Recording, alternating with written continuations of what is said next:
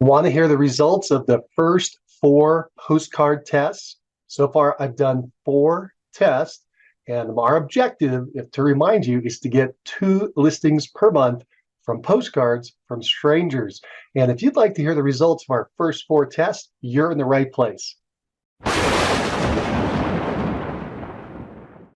Hi, I'm Mike Cerrone with 2 listings per month, our YouTube channel. Hope this has been helpful for you. What we're going to do today is we're going to talk about our first 4 tests.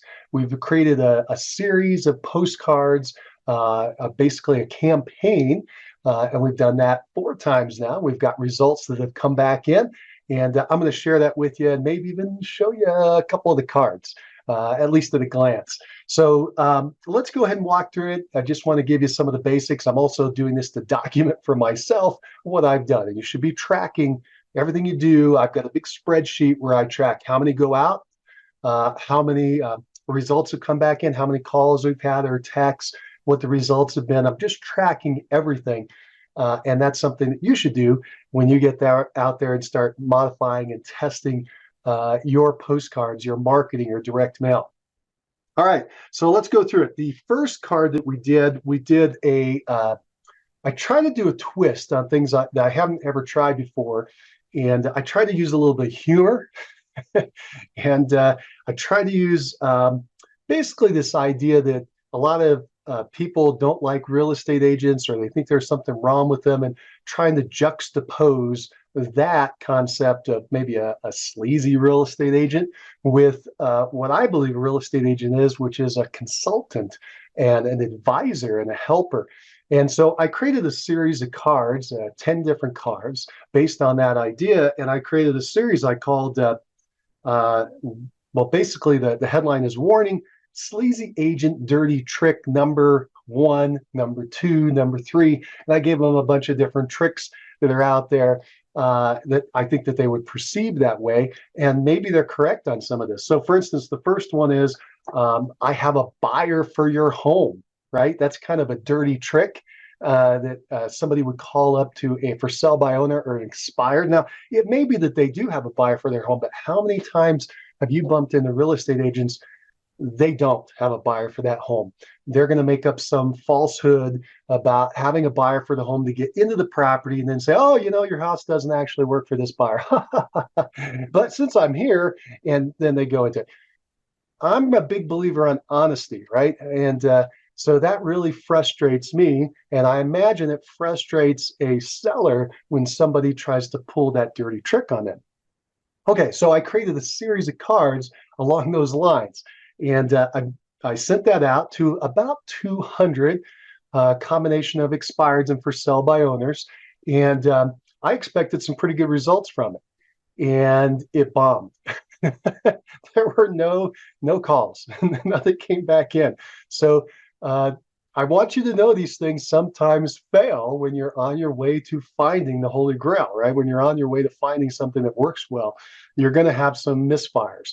So I put a lot of time and effort in that, thinking it up and designing it, and it just didn't go anywhere. Now, did I just keep doing it because, if you just do it a couple more times, if you did it 10 times, it doesn't work, do it 20 times, and maybe it'll work. No, that doesn't work in direct response marketing. When you put something out there, as long as it's to a big enough group in your target group, if you're not getting a response back, it ain't going to work. There's no reason to keep spending good money after bad. Okay, so you got to drop that. So that was experiment number 1 and the lessons learned there.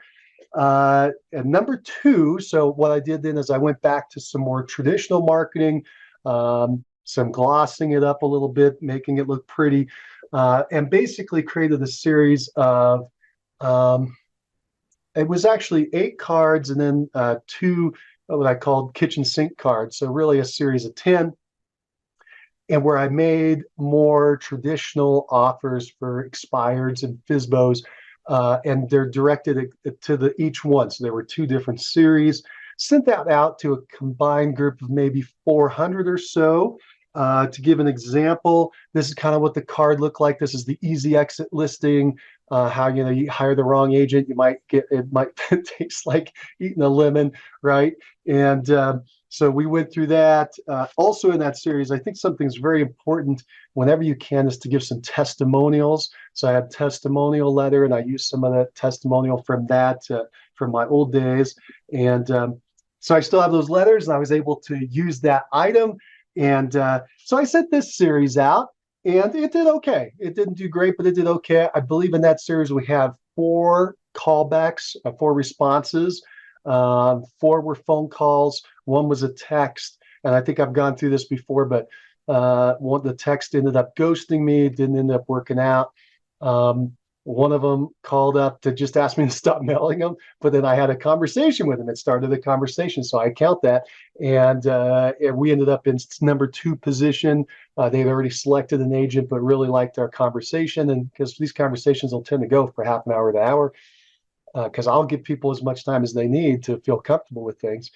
And in any event, he said, I really like you. And if things don't work out with this other agent, we want you to come over. And so I said, yeah, great.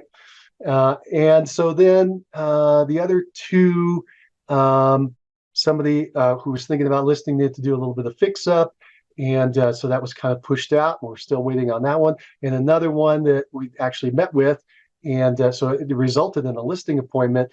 And he had a couple things as an investor that he had to look at. And so that's kind of sitting on hold. So no listings, but we got some activity. So that was kind of nice. So if you look at the first 2, using humor and kind of trying to pit yourself against the sleazy agent, I thought that was going to work well. It didn't work at all. The other more traditional, hey, here's an offer, here's a concept, that worked pretty good, but not as good as we needed.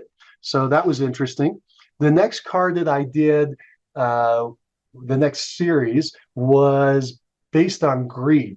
Okay, so I made this offer that I thought would work well for somebody who was trying to maximize their profit. And so I went out on that one. I thought that'd do really well. Did over 400 cards and crickets. That didn't work either. So again, I just want you to know not all these things are going to work out the way you think they will. Spent a lot of time putting that together. Didn't play. The 4th card that I sent out was kind of interesting. I put it together, and basically in this, I wanted to make sure that people knew that they had options as far as variety. And I put this card out there, and I created it, and I sent it out to a small group, and then I thought, nah, I'm going to change that. I don't think that's going to work.